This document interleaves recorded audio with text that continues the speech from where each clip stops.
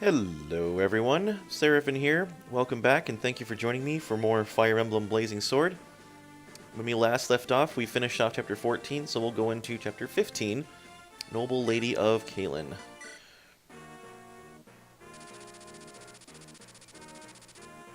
And when we last learned is that there is a plot to basically overthrow the ruling parties of the Lycian League. And we're trying to learn more about that. Actually, we've learned quite a bit already. We learned that Lord Darren of Laos is part of the parties behind it. So we are trying to track him down. And unfortunately, we don't know where the heck he went. We did take over his castle and defeat his son last time, so... In fact, we're still occupying Laos Castle, believe it or not. Yes, where on earth could he have possibly gone?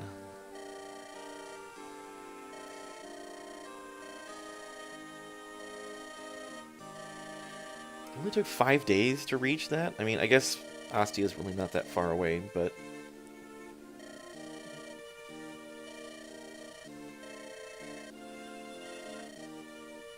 I can't even possibly imagine how long it would take to get things, like messages or anything delivered across a nation like this when you have nothing but...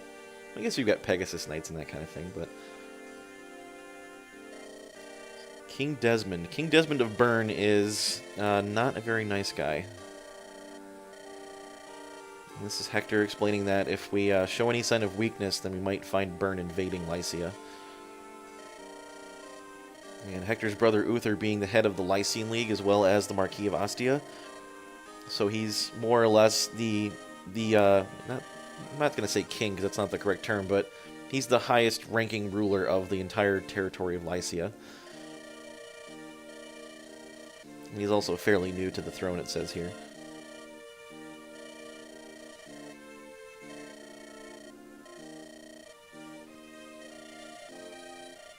Hector apparently does not have a very good reputation at court, so...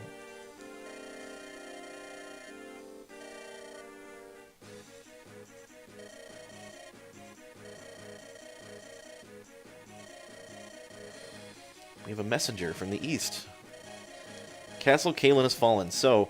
Looks like once we routed out Marquis Laos, he decided to go head out to Caelin and take them over instead. Perfect! Poor Lord Hassan, he's been poisoned by his brother, he's been invaded by his neighbors. It's not a great story for him. Never expected them to attack Caelin. Where did you think they'd gone? Like, they could have gone anywhere nearby, and Caelin's right on the way to Laos. We ride to their aid, let's go. I wonder how long this occupation actually took. That they've been sitting there for 5 days. They're just not finding out there's an attack going on. It takes them how long to get there? Who knows? 50 soldiers in all actuality doesn't really sound like all that many. But that's hardly an army. That's like a unit, like a single, not even a platoon, just like... I guess it really depends on the comparisons of unit sizes. So obviously we're dealing with individual units in this game, but a lot of speculation behind some of these games is not that you're having, you know, groups of 10, 15 dudes overcoming entire armies of people. It's just that they're representing a sort of a scale for it. So for example, in some of the other installments in the series, you have like a group of 10, 20 people attacking an entire army's worth of dudes and overruling like the entire elite guard and everything. But really what it is your units represent something like akin to like a single skirmish in that battle, but behind you you've got usually an army. Like other people that are fighting the rank and file and you're just taking out all the other people. So rather than an army consisting of about, you know, a couple hundred dudes, it's actually somewhere in the thousands.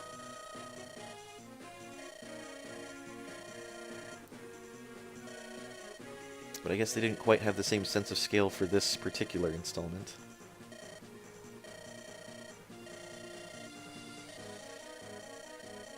So we need to get someone, a messenger, over to Lord Elwood to let him know that we're out here and we're struggling and yada yada, we need some help.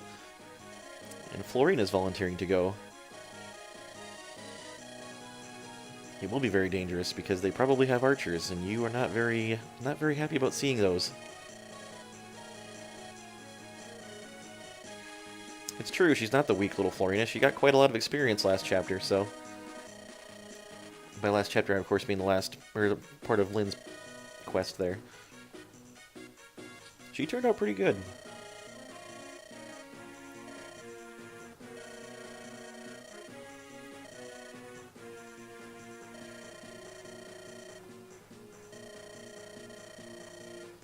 I always wondered about that. Why exactly was Florina living with Lynn on the plains when she was supposed to be part of a mercenary unit in training to become a knight?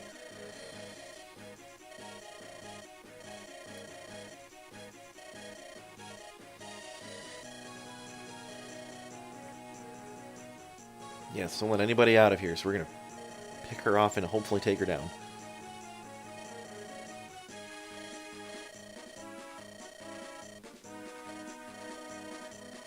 There is no way she can see that that's one specific person from that high up. Especially when she's traveling as fast as she is.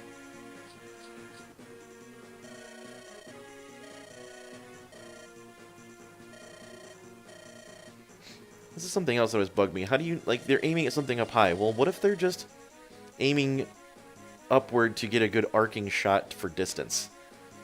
That's how archery tends to work. If you want to get a long distance, you don't aim straight ahead. You aim like at a 45-degree angle up, so you get the most distance with your bow.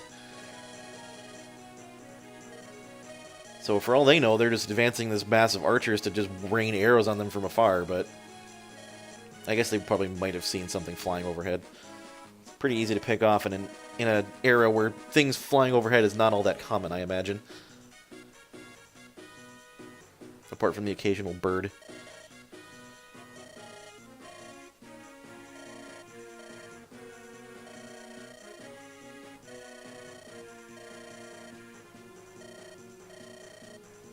How far did she fall exactly?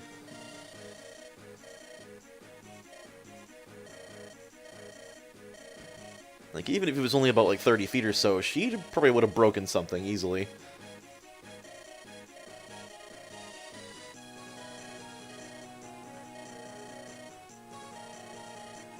What happened to her Pegasus when she fell?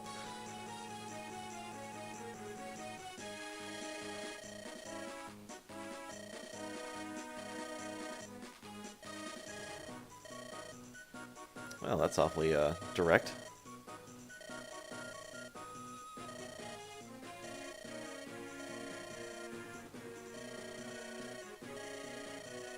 Loyal to a fault, I see.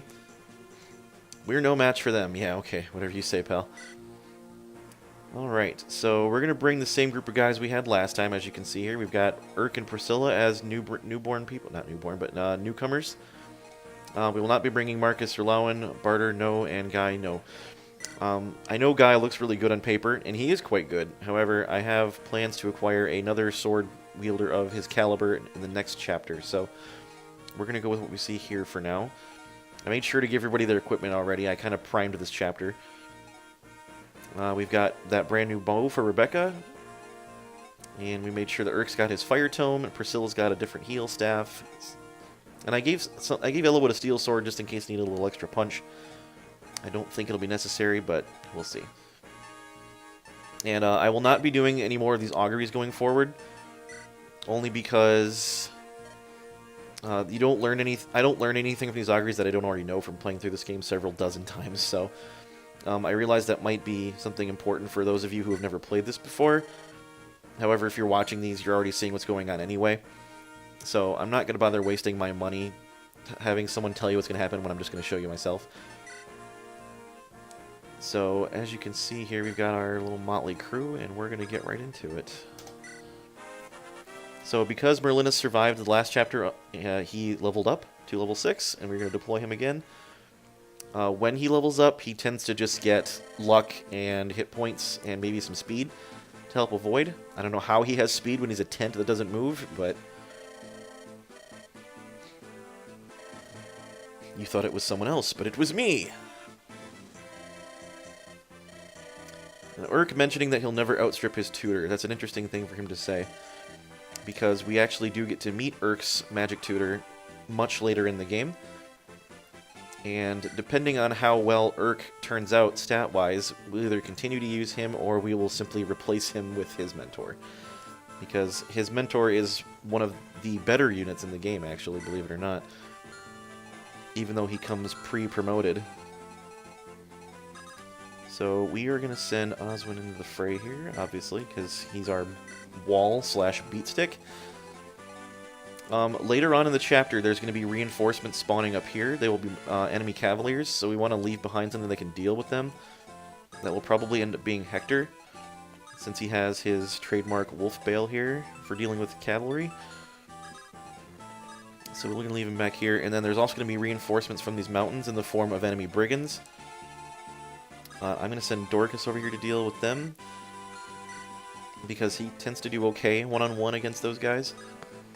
I'll have Rebecca as some backup for him. I don't want to get Ellawood too high-leveled up, so we're going to use him as our village runner. You'll see that there is an enemy thief on this map, which is kind of unusual because there are no treasure chests to pillage or anything. So I don't know what he's here for, but he does have a lockpick, and that will be something nice for me to steal from him. So I'm going to bring Matthew up and see if I can't take an extra lockpick. Obviously, I'm using Urk because I really need a good magic unit right now. Priscilla's our only healer at the moment. That's a lie, we get Sarah here too, but I'm going to keep her up here in case any of the people I'm leaving behind need some topping off. And we're going to send Florina right into the thick of it here because she can handle these sword units pretty handily. She has a brand new Slim Lance, which is nice, because she likes those. And then over here on the right, you'll see we've got our old friends Lynn, Kent, Sane, and Will here. And Will, unfortunately, didn't turn out all that well. In fact, he really isn't much better than when we first got him, and he's 6 levels higher. In fact, I believe Rebecca completely outstrips him in every single area, except for defense. And they even have the same strength, which is funny because normally her strength growth is atrocious. And Will's is actually quite high, so the fact that they're tied for that is telling of just how mediocre Will is, unfortunately. Lynn turned out very good. I had to give her... Actually, I didn't need to give her the energy ring this time around. I did give her the angelic robe, though, because her HP definitely needed some help. She would have only been at 20 HP at level 9, and that's no good. But she does have substantial strength for a otherwise nimble sword unit, so very happy with how she turned out. And then we've got Kent here. Kent, I did give the energy ring to because he needed a little help in the strength department. He's up at 10 now. Good number for that. Level 7. 11 skill and speed's fantastic. I wish he had a little more luck to avoid critical hits, but his resistance turned out quite good as well. He got a few points in that. And anything in that stat is good for a non-magical unit, so happy with that. Sane turned out pretty good too, actually. I know it looks a little low in the end, but 8 speed's good for level 7 Cavalier, and his strength is very impressive at 13. In fact, he is the second strongest member of my team now behind Oswin, and Oswin's got several levels on him, so that's just a testament to how high Sane's strength growth is. It's pretty considerable. So we're going to have some other reinforcements spawning down here at some point, and I want to get to this village as well, but I want to level Kent up primarily, as opposed to Sane. I know they both turned out okay, but I would rather use Kent in this particular instance, and you can see we've got a couple of armories and a shop down here, so let's visit those. Let's see what I need here. Kent's got a steel sword. Unfortunately, both these weapons weigh him down, and I need all the speed I can get out of him, and he's not even that great with lances to begin with. Sane has a steel lance that weighs him down a lot, and with his not great speed, it's not a good option for him, so we're going to visit the armory. I'm going to grab an iron lance for Kent, because I'd like him to have a melee lance if possible. And as you can see here, we can now buy steel lances and steel bows, in addition to more slim lances and javelins, which is nice. I've already got the one slim lance for Florina. I don't think she'll need more than the one for now. We can always pick up more later if we need them. Steel lances, the only one who's capable of using that reliably is Oswin, and he's already got one. Will has a steel bow. I don't need one of those, and honestly, I don't think I'll be using much of it anyway. Everybody's got javelins that needs them, so I think we're done here. And we're going to let Kent take some of that shiny new equipment from Sane. I'm going to send him down here to deal with these mercenaries, I think. Probably should have equipped the lance first, but that's okay. Anything worthwhile in this armory? Some swords. We haven't seen these before. So these are one of the more useless weapons, I think, in the game, because even though they have substantial hit rate and a nice little inbuilt critical, their might is pathetic. And you would think, well, yeah, use this for the nimbler sword guys that don't have the bulkiness to deal or to use heavier swords. Well, the iron sword only weighs 5, and I'm pretty sure everyone capable of using a sword has at least 5 constitution, so... And the hit rate on that is, what, 95 or 90? It's not much worse, and it's got a couple more points of might. If you're going to use a sword at all, a lighter sword, just use an iron one. This one's just doesn't really have a good niche, unfortunately. And then we can also buy steel swords and steel axes here, in addition to hand axes.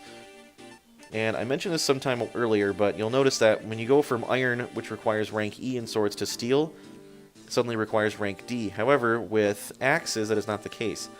Iron requires E, and so does steel. It is the only weapon classification to have that particular setup. So if you're new to using axes as a unit, say for example if you're a cavalier freshly promoted into a paladin, you can use steel axes right away, which is great because they have quite a bit more power behind them, but an awful hit rate and a lot of them, and they're very heavy. But if you need a little extra punching power, steel axes are a great way to go. And the same with hand axes, they require E as well. So you can use all 3 of these as a newly anointed axe wielder, which is very nice. Gives you some options. I don't think we need a whole lot of things in here, although I wouldn't mind an extra hand axe in case Dorcas or Hector need one, so let's grab one of those. And we've got steel axes already. I don't think anyone's in need of those at the moment. Steel swords we don't need much of, so I think we're just going to leave it off for that right now. I'll have Will visit this village.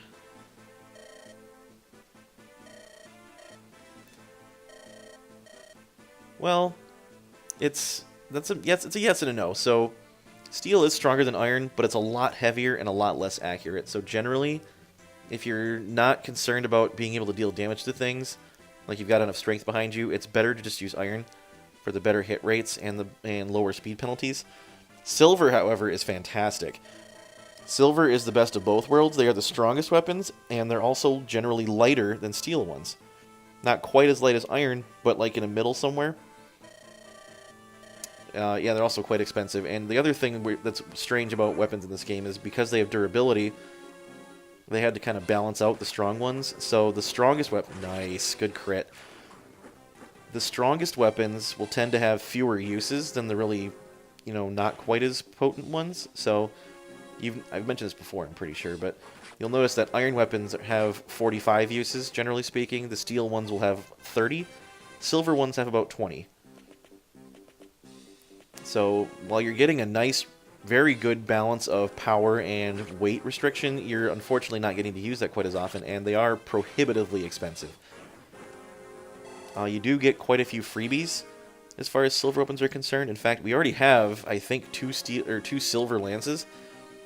I believe, if I'm not mistaken, Marcus had one in the very first chapter because he's a pre-promoted paladin with A rank in lances, so we can use it.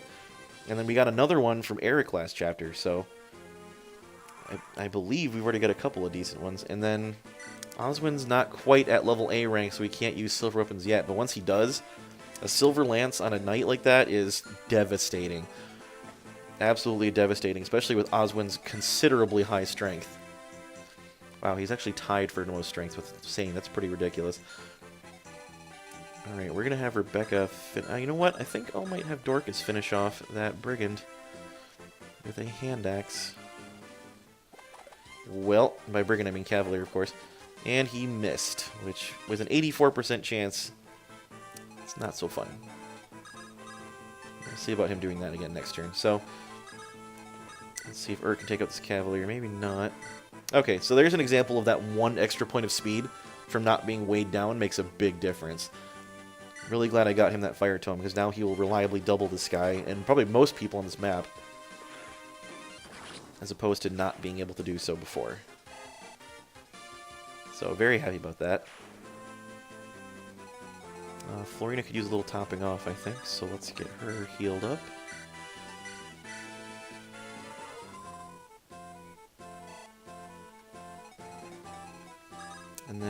going to have Florina come in and take out these mercenaries. Probably also that mage. However, I want to make sure she's far away from that archer.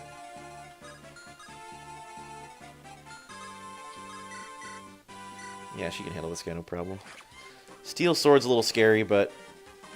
Man, 45% chance to hit. Come on with that.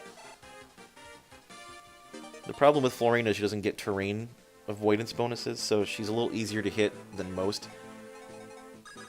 She's very fast and has a lot of luck, however, so that tends to make up for it.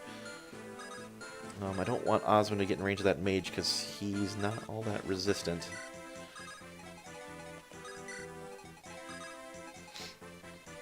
And we do want Matthew to be around to grab that lockpick, so I'm going to get him as close as I can. And now we have Kent to deal with these guys. I'll have him wait on this forest, because that'll give him a little extra avoidance.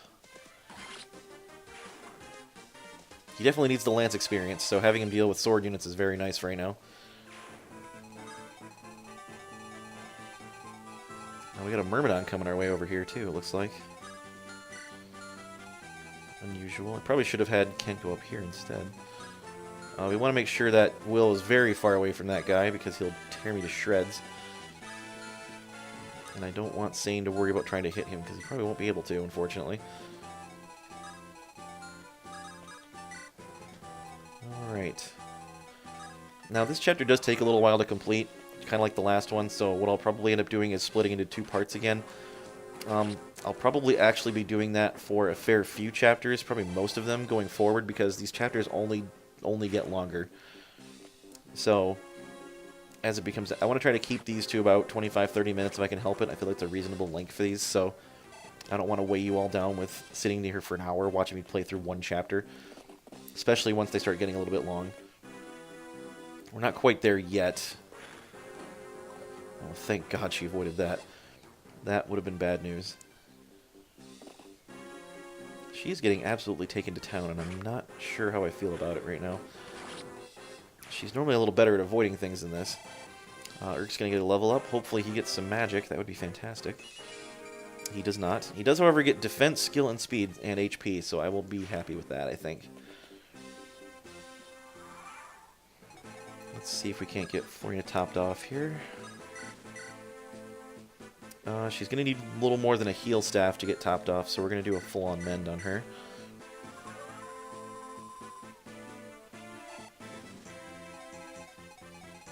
And then Thief, if I stay in range, he might just go in and try to attack me instead of trying to steal anything, because he knows there isn't anything worth stealing. Urk can't quite get close enough to take out that mage, so...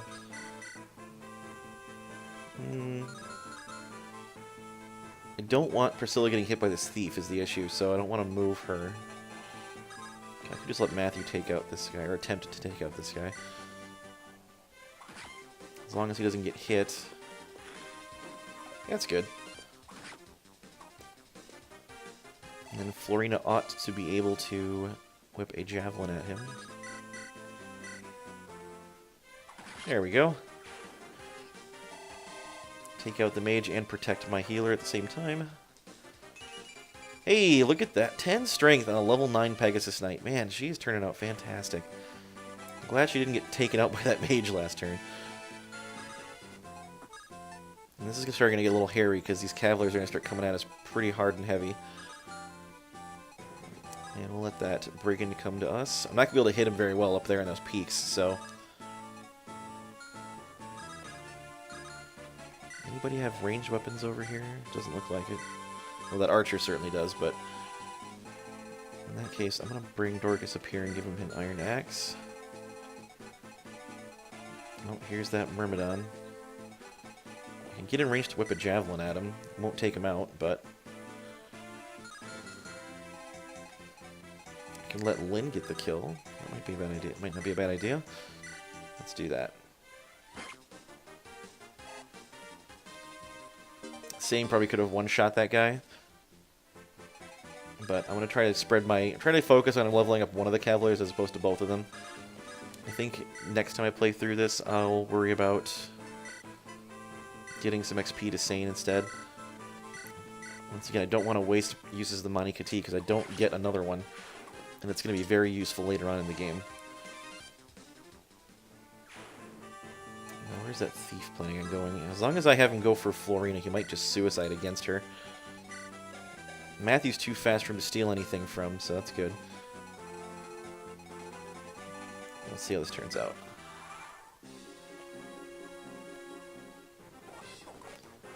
Hit him. Nice. Nicely done. 42% chance, not a lot. Not very high whatsoever, but it's always nice when it actually works. Very good, we're kind of fun. Here we go, that's exactly what I wanted to happen. So because Florina's weighed down so much with this javelin, she won't be able to kill this guy. Wow, he even doubles her. That thing must be really, really heavy. I had not factored that in, I don't believe. So let's see if I can't... Well, I am going to steal his lockpick, that's for sure, because I want that.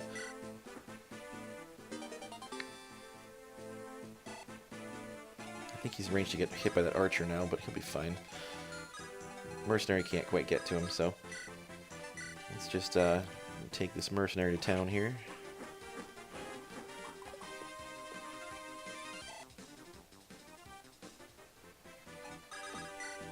Top off Florina, make sure she's okay.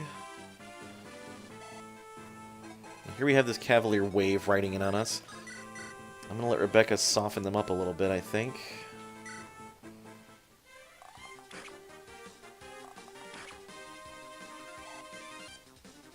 Always fun to have some supporting fire. And then Urk can finish off that one. Yikes, I didn't realize he was only down 13 hit points. This might be a problem, because I don't want that mercenary, or that Myrmidon coming at me. Yeah, and I can't get to him either. That's a stupid idea. Let's see if Dorcas can finish this guy off. Nope, not quite. He's not going to get hit either, but might be a couple turns before I land that killing blow on that guy.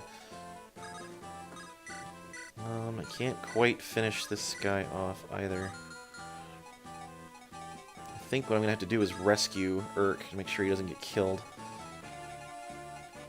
It seems the reasonable thing. That Cavalier can't make it through all these woods to get to my healer, so yeah, let's just rescue him. Maybe fine. Yeah. Alright, and then Ellawood will visit this village.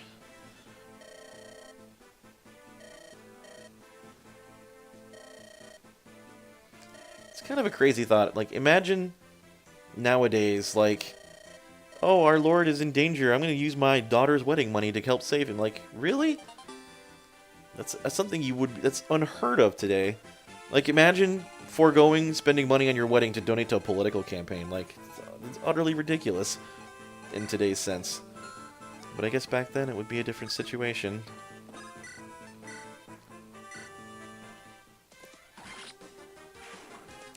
Kent will take out that mercenary, and we're going to pick up a Horse Slayer from killing him.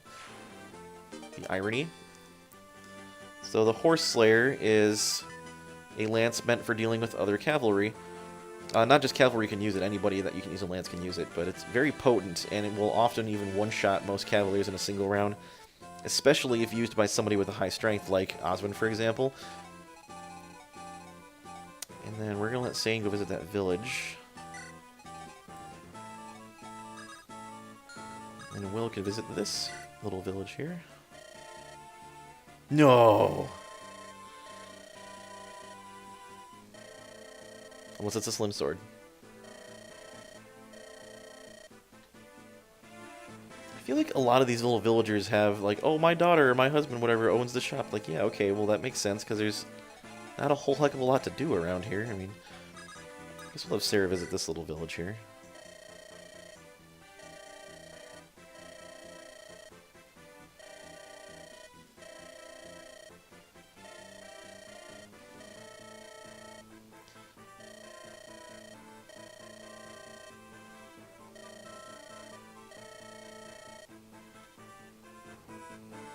So what that villager just told us there is that building support requires you to be next to one another, and she's actually telling you a game mechanic without you even realizing it. So when I did that support conversation last chapter, in order to build that support level with people, they had to be standing next to one another for a number of turns.